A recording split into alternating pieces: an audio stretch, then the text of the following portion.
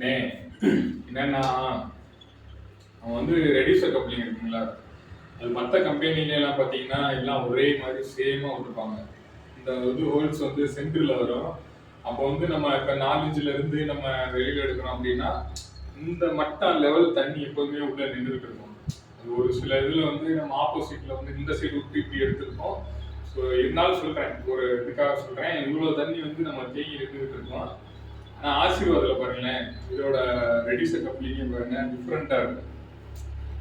இது எல்லாத்துக்குமே தெரிஞ்சிருக்கும், எலக்ட்ரிஷியன் எல்லாத்துக்குமே. இருந்தாலும் வந்து தெரியாதவங்க யாராவது ஒரு சிலர் போய் பார்ப்பாங்களே, அவங்களுக்காக என்ன சொல்கிறேன், இங்கே பாருங்க.